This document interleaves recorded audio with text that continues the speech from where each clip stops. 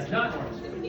3, 2, 1. Wikang Filipino, tulay sa digital na mundo. Sa silid-aralan ng mataas na paaralan ng Cerritos, ang bagong lakas ng sumisipo, ang wikang Filipino hindi napag-iwanan, sumasabay sa agos ng makabagong yaman.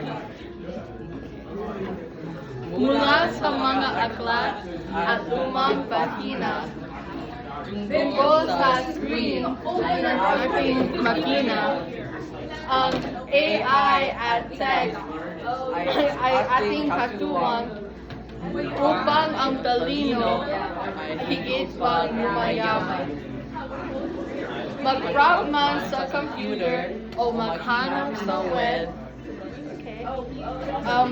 wikang katutubo ang siyang nagpapaliglig tulay sa impormasyon, sandigan ng tulog, gabay na nagkakaroon sa bawat pagtutulog.